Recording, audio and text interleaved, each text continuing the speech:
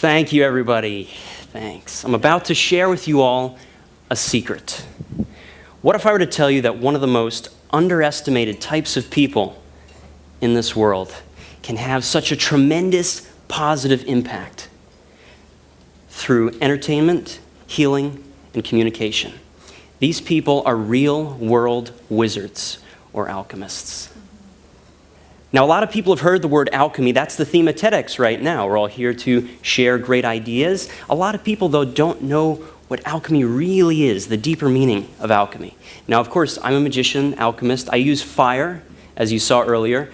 The great alchemist Paracelsus once said that fire, among the most primal of all elements, has the ability to transform and change things around us. Fire has that ability to put that spark right there and increase that rate. So what is alchemy? It's about taking all the little magical elements, all the great seeds of ideas, and we combine these ideas together with the right mix.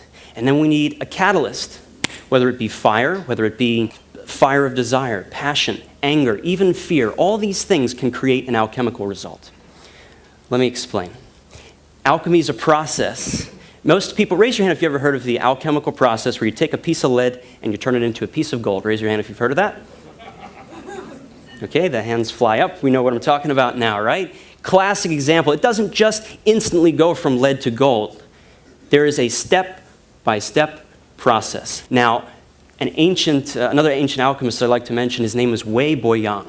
He was a Chinese alchemist. He was known for taking different types of powders, and he would mix these powders together in his hand. And he would squeeze them together, and he'd have just the right mix. And all you'd need is a little spark of intention. Now that everybody's awake, I will continue. That was actually the creation of gunpowder. This man, Wei Boyang, he created gunpowder.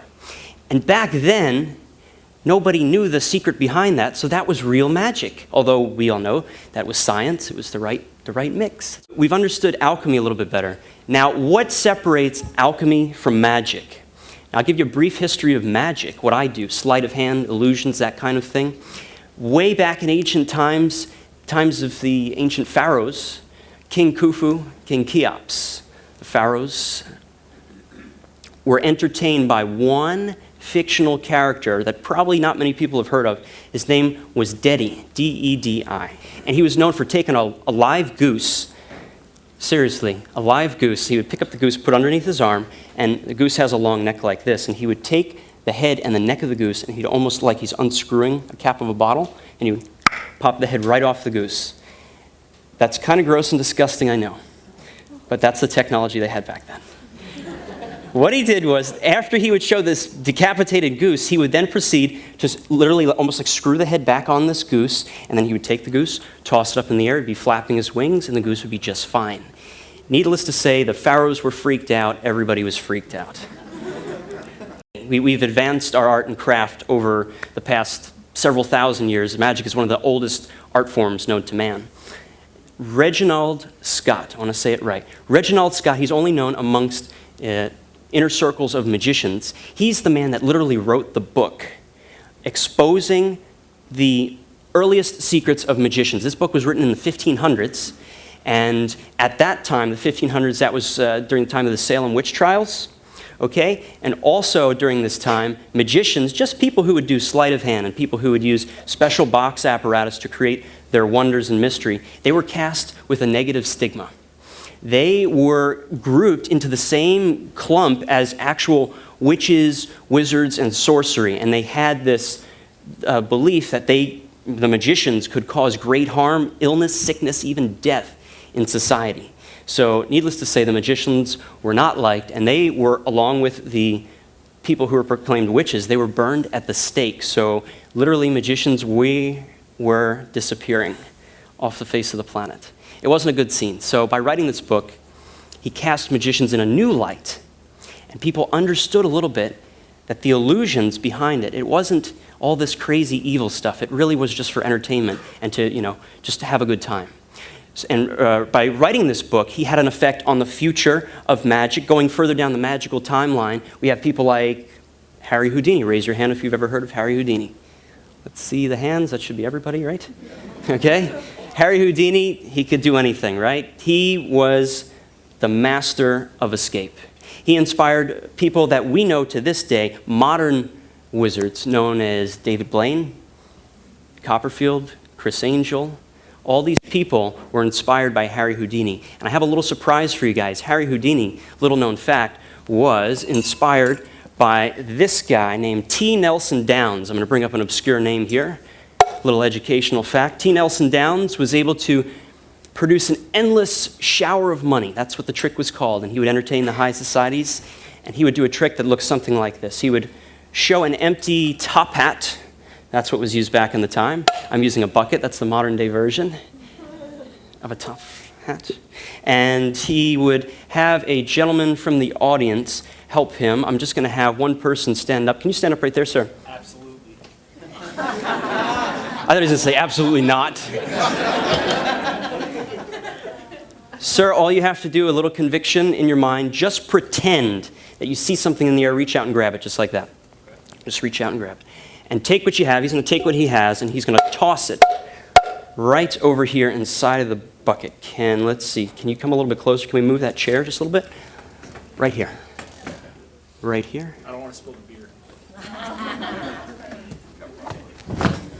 Take what you have and just toss it in.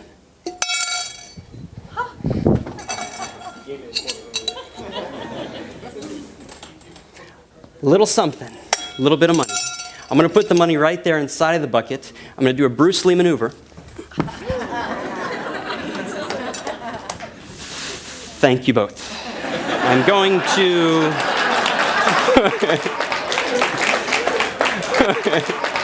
Watch close. A little something.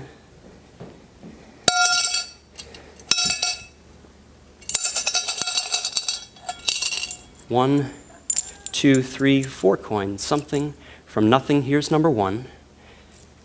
Here's number 2. Number 3 and number 4. That took me 5 years of practice. 5 years of a wasted childhood just for this moment. Straight through the bottom, out my shoe. Still nobody cares. That's okay. I'm gonna try this right here. Just one last grab at something. And an endless shower of money. A little tribute to Nelson Downs. You guys liking it, right?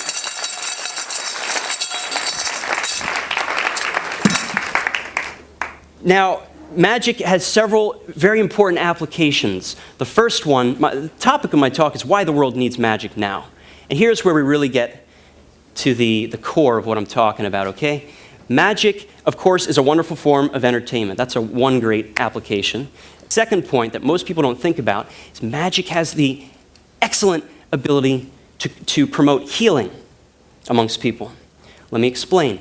A guy, David Copperfield, who you've all have heard of, he has a foundation that goes around to different hospitals providing therapy, magic tricks to improve motor skills. People with tendon problems, finger problems. And I had the privilege to be invited back to the SECU house. That's in Chapel Hill, if any of you are familiar with it. It's a place for critical care patients.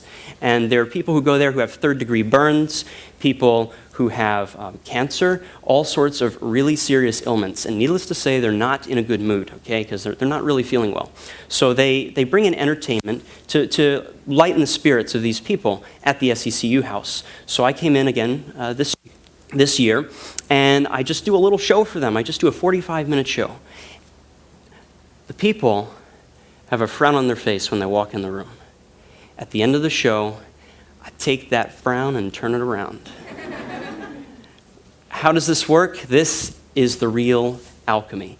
If I'm able to make my audience forget about their illnesses or their problems, even if it's for just a second, I've done my job. I've promoted positive change in my audience. It's kind of like when you're watching your favorite action movie or a chick flick, a love story. Now, You know what I'm saying? It causes this reaction in your brain, sets off certain chemicals. It really has this strong effect on you. And magic is one of those art forms. You do it, it creates that same type of effect. No drug or any type of supplement can give you the same type of feeling. My mentor, Paul Harris, calls it the moment of astonishment. It's that eye-opening moment. Now, another very interesting application of magic that I would like to discuss is communication.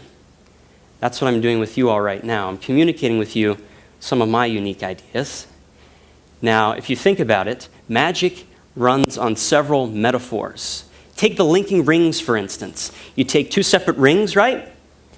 Link them together. On the outside, that's the trick. On the inside, the deeper meaning is things that are separate can be joined together in unity, in friendship. Magic also has the ability to transcend any language barrier. I can be sent on a plane to the deepest remote jungle in Africa. People don't know what I'm talking about. Anywhere where they don't speak English, and I do magic, I don't say a word. I do this, you see their eyes light up. I've done it before. People who have come to the US who have never heard English, you can really see their eyes light up. It's a wonderful experience. And I'm able to communicate the fact that anything is possible. Magic makes the impossible possible. And magic reminds us that we have the power to actually even heal ourselves. I'll show you what I'm talking about. Let's do some live healing right here at TEDx. TEDxRaleigh, I'm going to have a lovely lady help me out with this. I'm going to have somebody who would like to help out, feel a moment of healing. I'm not going to embarrass you, I promise. It's not about embarrassment. All right, awesome. Can you actually walk around, and there's stairs. Can we have somebody guide this nice lady right up to the stage? What's your name before you come up here? Mary Catherine. Let's give Mary Catherine a huge round of applause as she makes her way up on stage.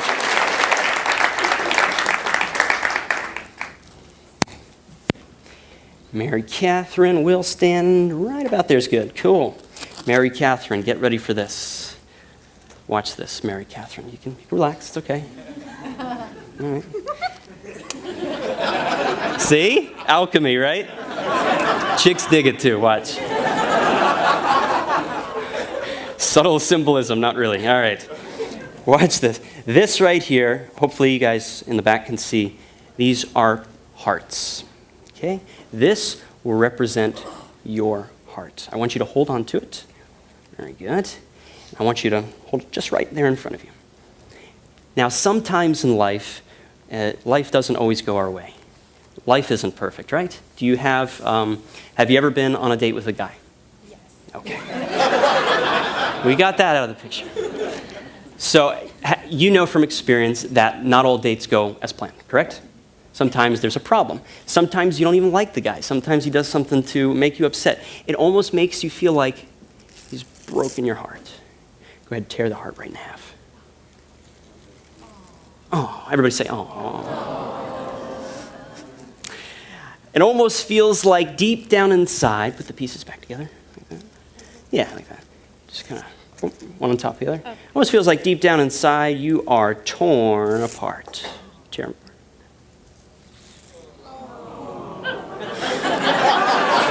See the reaction that I get with this? It's the simplest. It always works. I want you to take the pieces, give them one last tear of intention. Get out that anger of that ex-boyfriend. I want you to hand me the pieces right here, my fingers. Thank you. I'm going to put the pieces together very slowly. If the cameraman's around somewhere, you can even zoom on in this if you like. I will very slowly put them together. Leave that one right there. Just for a little flair. I want you to hold out your right hand for me. In a moment, I'm going to ask you to squeeze tight. Hold on to the pieces. You're going to squeeze them very tightly inside of your hand. Squeeze. Squeeze. And I want you to just give your hand a kiss. So, see, folks, that's where the real magic lies. I want you to slowly open your hand like that. Doesn't look like anything has happened, right? But if we look right here, very slowly we will realize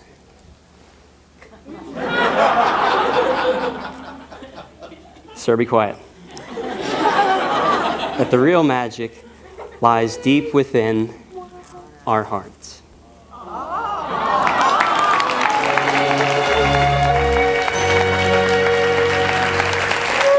Let's give her a big hand. Come on, give it up. Thank you. And exit the stage. Watch your step. You can have somebody guide her down. Thank you.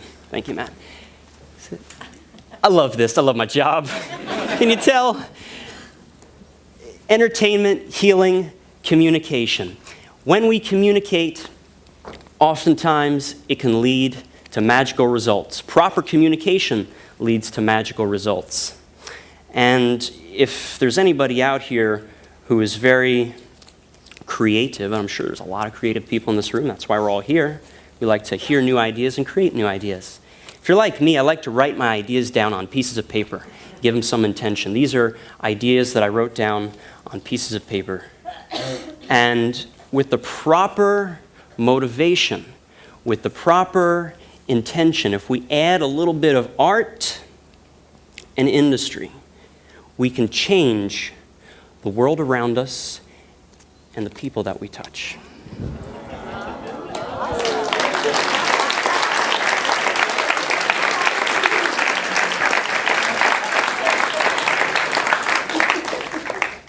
Hope I've enlightened you a little bit on a background of who I am and what I do. And I'm here to hopefully give magic the respect that it deserves. And I want you to take home, I want each and every one of you to realize that you don't have to do tricks to be a magician. Look at people like Steve Jobs, Albert Einstein, the Wright brothers. They were all magicians, if you think about it. They created something brand new, gave a breath of life, new ingenuity and inventions to people. And I would like each and every one of you to go home today feeling a little bit more changed for the positive. I want to thank you guys very much for listening to me. God bless. Have a wonderful evening. Thank you. I'm Shaun Jay. Thank you.